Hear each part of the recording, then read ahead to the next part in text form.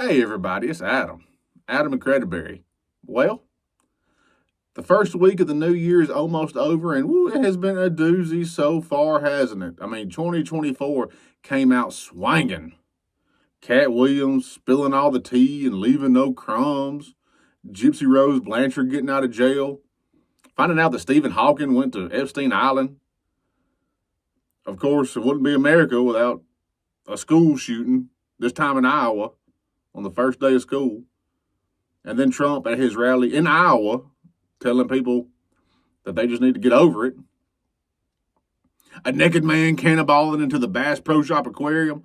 2024 is off to a good start. But what I want to talk about is I knew that 2024 was going to be a kaleidoscope of what the fuck before the year even started. I knew on New Year's Eve when I watched the people that Green Day wrote American Idiot about finally realize that Green Day wrote American Idiot about them.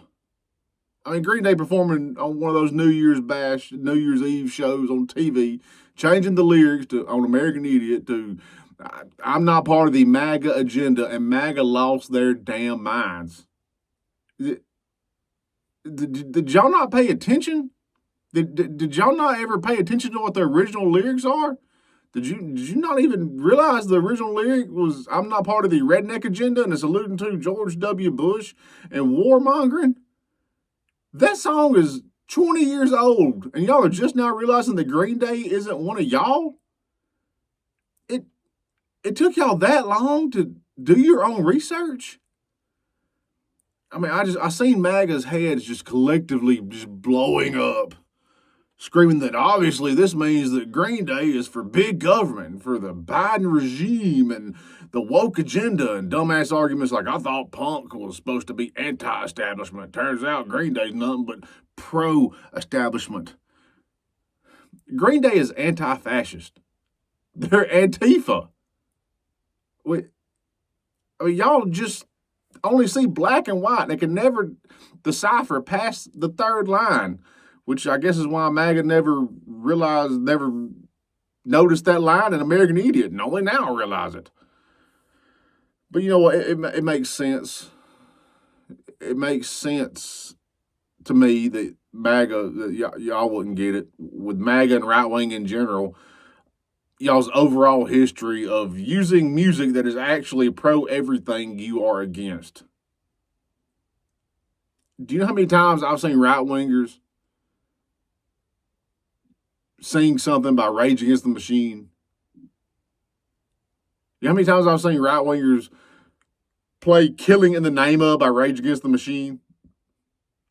And then when they find out that Rage Against the Machine is not for them, then they say, well, I didn't know that Rage Against the Machine is the machine. Because y'all only see in black and white. You think if somebody's not 100% with you, then they're against you. And right now you're against the Biden regime. So if somebody's against you, that means they're for the Biden regime. I've never laughed harder than I have seeing videos of MAGA and right wingers playing Rage Against the Machine, Killing in the Name of. They're talking about y'all. Some of those who work forces are the same that burn crosses. And y'all are like, hell yeah, back the blue. I mean, Bruce Springsteen, born in the USA, talking about the economic hardships of Vietnam veterans when they came back home. I mean, talking about how the patriotic glorification of the nation's fighting forces. And y'all are playing that at rallies. Trump played that at a rally. Born in the USA, that's what makes it even more ironic that song was played at Trump rallies. Because someone who faked bone spurs to get out of Vietnam and later brag about it is the epitome of not paying attention to the meaning of that song. Born in the USA. Sometimes I feel like I shouldn't make fun of MAGA. I shouldn't make fun of y'all. Because I feel like y'all are intellectually challenged. and I feel like I'm talking down, like I'm making fun of somebody who it wouldn't be right to make fun of. But then I had to remember, no, y'all are just fucking dumb and y'all deserve to be made fun of. I mean, the only thing that would have made it more ironic than playing Born in the USA is if Trump played Fortunate Son by Creedence Clearwater Revival, which I do hear right wingers playing to show their patriotism and to own the libs. Do y'all not pay attention to anything? That song was talking about the privilege that some people have when it comes to military service, and y'all, MAGA right wingers, are playing it. Like I said, I feel bad for making fun of y'all because I feel like I shouldn't be.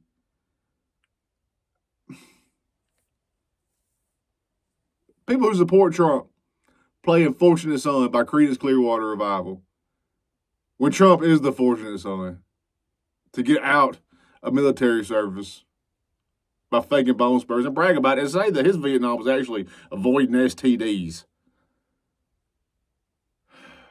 I mean, no one. The song was talking about people who are born wealthy or, into influential families. They can always avoid fighting in wars. Sound familiar? While less fortunate people are drafted or enlisted. So, of course, the party of Trump would embrace that song because they don't know what the fuck they talk about, just like with anything else. I mean, John Fogerty, when he wrote that song, he actually got drafted. I read about this. He got drafted in the late 60s, and he never got deployed.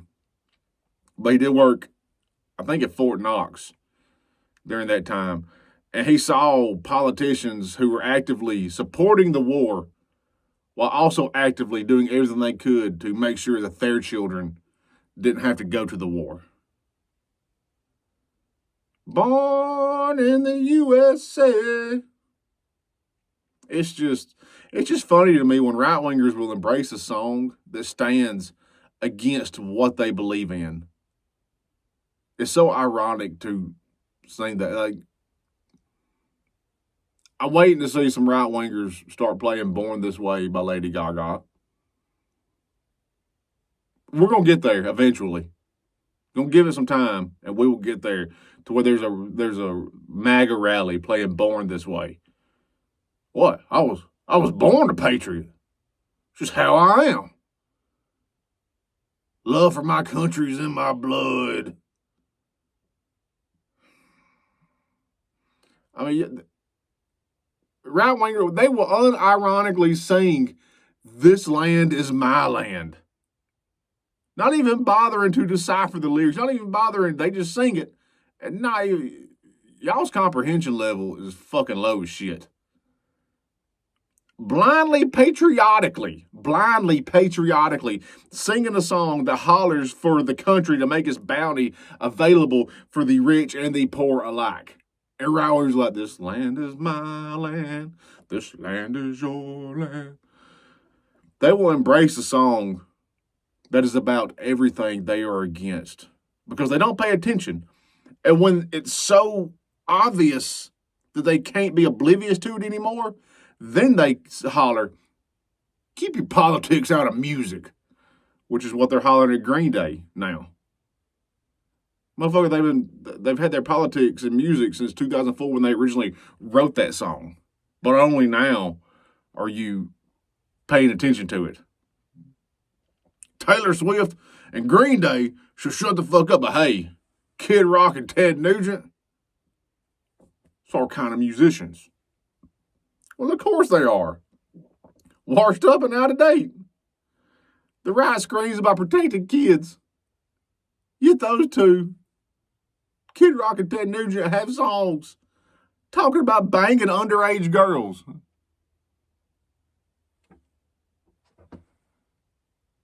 Kid Rock has that song, I can't remember the name of it, but it's young ladies, I like them underage, see. Some call it statutory, I call it mandatory, or something like that. That's y'all. That's y'all's people. And then Ted Nugent, who's singing at chili cook-offs bitching about Taylor Swift's politics. It has that song talking about jailbait. I don't get y'all. I don't understand y'all. Y'all will scream, keep your politics out of music, but the politics has always been in music. That's what music is, an extension of somebody's personality and what they believe in. Keep your politics out of music unless it's Jason Aldean. Then Jason Aldean, I mean, he's just making music that speaks to the people. See, you don't mind it when it's your politics. But when it's somebody else's politics, keep your politics out of my music. Y'all about the dumbest. Born in the USA, I was